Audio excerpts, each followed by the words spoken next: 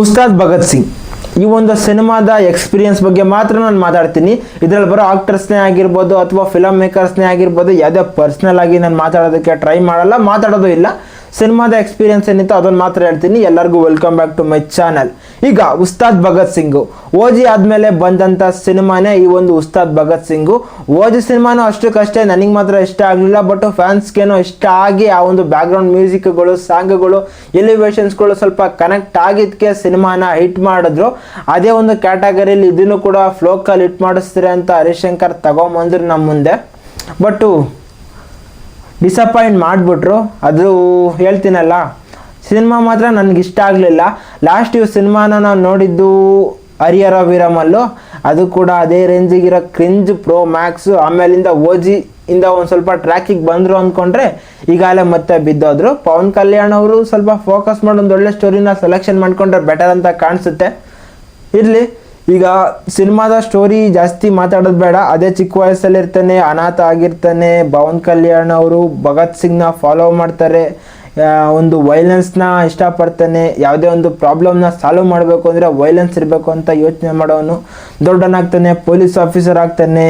ಆಮೇಲೆ ಹೇಳಿದ್ನಲ್ಲ, ವಿಲನ್ಸ್ನ ಆಲ್ಮೋಸ್ಟ್ ಅಲ್ಲಿ ಒಂದು ಸೈಡಲ್ಲಿ ಹೊಡಿತಾನೆ. ಟೆರರಿಸ್ಟ್ಗಳನ್ನಂತೂ ಕಾಮಿಡಿ ಪೀಸ್ಗಳನ್ನ ಮಾಡಾಕಿದ್ದಾರೆ, ಅದು ಮಾತ್ರ ನೆನೆಸ್ಕೊಂಡ್ರೆ ನಗು ಬರುತ್ತೆ. ಒಟ್ಟಿನಲ್ಲಿ ಹೀರೋ ಮಾತ್ರ ಒಬ್ಬನೇ ಎಲ್ಲರನ್ನೂ ಹೊಡೆದಾಗ್ತಾನೆ. ಇನ್ನು ಮಿಕ್ಕಿರೋ ಪೊಲೀಸರೇ ಆಗಲಿ ಯಾರೇ ಆಗಲಿ ಏನು ಮಾಡೋದಿಲ್ಲ ಇದರಲ್ಲಿ.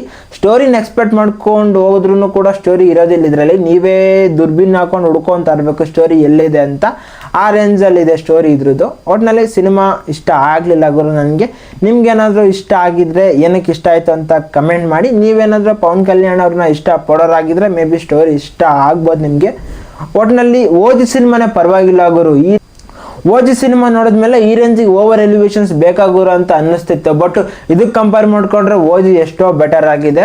ಬೆಟರ್ ಮೂವಿ ಅದು ಇದಕ್ಕೆ ಕಂಪೇರ್ ಮಾಡಿಕೊಂಡ್ರೆ. ಒಟ್ಟಿನಲ್ಲಿ ಈ ಸಿನಿಮಾದಲ್ಲಿ ಏನಾದರೂ ಹೇಳೋ ಪಾಯಿಂಟ್ಸ್ ಇತ್ತು ಅಂದರೆ, ಪವನ್ ಕಲ್ಯಾಣ್ ಅವರ ಲುಕ್ಸು ಅದು VFX ಯೂಸ್ ಮಾಡ್ಕೊಂಡೇ ಮಾಡಿದ್ರು ಅಥವಾ ಫಿಲ್ಟರ್ ಯೂಸ್ ಮಾಡ್ಕೊಂಡೇ ಮಾಡಿದ್ರು, ಅಥವಾ ಪವನ್ ಕಲ್ಯಾಣ್ ಅವರೇ ನೋಡೋಕೆ ಇವಾಗ ಆ ಥರ ಇದ್ದಾರೋ ಗೊತ್ತಿಲ್ಲ. ಒಟ್ಟಿನಲ್ಲಿ ಲುಕ್ಸು ಚೆನ್ನಾಗಿದ್ದಾವೆ. ಅಷ್ಟೆಲ್ಲ ಶ್ರೀಲೀಲಾ ಅವರ ಆ್ಯಕ್ಟಿಂಗು ಕೂಡ ಒಂದು ಸ್ವಲ್ಪ ಮೆಚೂರ್ ಆಗಿ ಚೆನ್ನಾಗಿ ಇಂಪ್ರೆಸಿವ್ ಆಗಿ ಮಾಡಿದ್ದಾರೆ. ಆಮೇಲೆ ರಾಶಿ ಖನ್ನಾ ಅವರ ಕ್ಯಾರೆಕ್ಟರ್ಗೆ ಅಷ್ಟೊಂದು ಡೆಪ್ತ್ ಇಲ್ಲ ಅಂದ್ರೂ ಕೂಡ ಒಂದು ರೇಂಜಿಗೆ ಬೆಟರ್ ಆಗಿ ಆ್ಯಕ್ಟಿಂಗ್ನ ಮಾಡಿದ್ದಾರೆ. ಅಷ್ಟು ಬಿಟ್ಟರೆ ರಾವ್ ರಮೇಶ್ ಅವರ ಕ್ಯಾರೆಕ್ಟರ್ ಕೂಡ ಡಿಫ್ರೆಂಟ್ ಆಗಿತ್ತು. ಬಟ್ ಯಾವಕ್ಕೂ ಕೂಡ ಅಷ್ಟೊಂದು ಇಂಪಾರ್ಟೆನ್ಸ್ನ ಕೊಟ್ಟಿಲ್ಲ. ಬರೀ ಹೀರೋ ಕ್ಯಾರೆಕ್ಟರ್ಗೆ ಬಿಟ್ಟರೆ ಹೀರೋ ಕ್ಯಾರೆಕ್ಟರ್ ಕೂಡ ಅಲ್ಲಲ್ಲಿ ಸ್ವಲ್ಪ ಕ್ರಿಂಜ್ ಅನಿಸುತ್ತೆ. ಬಟ್ ಇದ್ದಿದ್ರಲ್ಲಿ ಪವನ್ ಕಲ್ಯಾಣ್ ಅವರು ಅವರ ಒಂದು ಸ್ವ್ಯಾಗ್ನ ಮತ್ತು ಮ್ಯಾನರಿಸಮ್ನ, ಚರಿಷ್ಮನ ಮ್ಯಾಚ್ ಮಾಡಿಕೊಂಡು ಆಕ್ಟಿಂಗ್ನ ಮಾಡಿದರೆ ಮೇ ಬಿ ನೀವು ಪವನ್ ಕಲ್ಯಾಣ್ ಅವ್ರನ್ನ ಒಂದು 10-15 ವರ್ಷದಿಂದ ಫಾಲೋ ಮಾಡ್ಕೊಂಡ್ಬಂದು ಅವ್ರನ್ನ ಥಿಯೇಟ್ರಲ್ಲಿ ನೋಡಲೇಬೇಕು ಅಂತ ಅಂದರೆ ಹೋಗಿ ನೋಡ್ಬೋದು. ಅಷ್ಟು ಮಾತ್ರ ಹೇಳ್ಬಲ್ಲೆ. ಇನ್ನು ಸಿನಿಮಾ ಮಾತ್ರ ನನಗೆ ಅಷ್ಟಕ್ಕಷ್ಟೇ. ಇನ್ನು ಡೈರೆಕ್ಟರ್ ಹರಿಶಂಕರ್ ಹೊರಗಡೆ ತುಂಬ ಮೆಚೂರಾಗಿ ಮಾತಾಡ್ತಾರೆ, ಭಗವದ್ಗೀತೆನೆಲ್ಲ ರೆಫರೆನ್ಸಾಗಿ ತೊಗೊಂಡು ಮಾತಾಡ್ತಾರೆ.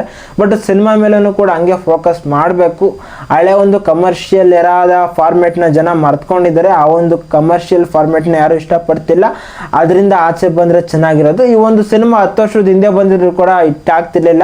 ಆ ರೇಂಜಿಗಿದೆ ಕಂಟೆಂಟು. ಸುಮ್ಮನೆ ಹಳೆ ಸಿನಿಮಾಗಳ ಪವನ್ ಕಲ್ಯಾಣ್ ಅವರ ಸಿನಿಮಾನೇ ರೆಫರೆನ್ಸಾಗಿ ತಗೊಂಡು ಯಾವ್ಯಾವ ಥರ ಅವ್ರಿಗೆ ಸ್ವಲ್ಪ ವರಷ್ಟಾಗಿ ಪ್ರೆಸೆಂಟ್ ಮಾಡಬೇಕು ಆ ಥರ ಮಾಡಿದರೆ ಸಿನಿಮಾ ಆ ರೇಂಜಲ್ಲಿ ಇಲ್ಲ.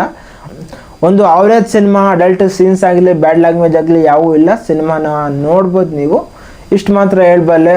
ಹರಿಶಂಕರ್ ಅವರು ಪೂರ್ ವರ್ಕು. DSP ಅವರ ಸಾಂಗ್ಗಳು ಕೂಡ ಡೀಸೆಂಟ್ ಆಗಿದ್ದಾವೆ. ಬ್ಯಾಕ್ಗ್ರೌಂಡ್ ಕೋರು ಕೂಡ ಅಷ್ಟಕ್ಕಷ್ಟೇ. ತಮನ್ ಅವರು ಕೊಟ್ಟಿದ್ದಾರೆ ಅಂತ ಹೇಳ್ತಿದ್ರು, ಅದು ಕೂಡ ಅಷ್ಟಕ್ಕಷ್ಟೇ.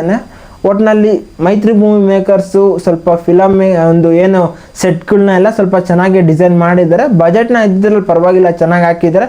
ಬಟ್ಟು ಎಕ್ಸಿಕ್ಯೂಷನ್ಸು, ಸ್ಕ್ರೀನ್ ಪ್ಲೇ ಎಲ್ಲ ಇಲ್ಲಿ ಎಡವಿದ್ದಾರೆ, ಅದು ಮಾತ್ರ ಹೇಳ್ಬಲ್ಲೆ. ಸೊ ಇದಾಗಿತ್ತಪ್ಪ ನನ್ನ ರಿವ್ಯೂ. ನೀವು ಸಿನಿಮಾ ನೋಡಿದ್ರೆ ನಿಮ್ಮ ಎಕ್ಸ್ಪೀರಿಯನ್ಸ್ ಏನು ಅಂತ ಕಮೆಂಟ್ ಮಾಡಿ. ನನ್ನ ಎಕ್ಸ್ಪೀರಿಯನ್ಸ್ ಮಾತ್ರ ಇದು. ಯಾರಾದರೂ ಬೈಕೊಳ್ಳೋಂಗಿದ್ರೆ ಬೈಕೊಂಬಿಡ್ರಿ, ನಾನು ಬೇಜಾರು ಮಾಡ್ಕೊಳ್ಳಲ್ಲ. ನನ್ನ ಎಕ್ಸ್ಪೀರಿಯನ್ಸ್ ಮಾತ್ರ ಮಾತಾಡಿದ್ದೀನಿ. ನಾನೇನಾದರೂ ತಪ್ಪು ಹೇಳಿದ್ರೆ ದಯವಿಟ್ಟು ಕ್ಷಮಿಸಿ. ಮತ್ತು ವಿಡಿಯೋ ಏನಾದರೂ ಇಷ್ಟ ಆಯಿತು ಅಂದರೆ ಒಂದು ಲೈಕ್ ಹಾಕ್ಕೊಳ್ಳಿ. ನಾನು ನಿಮ್ಗಂತೆ ಮತ್ತೆ ಸಿಗ್ತಾ ಇರ್ತೀನಿ. ಬಾಯ್.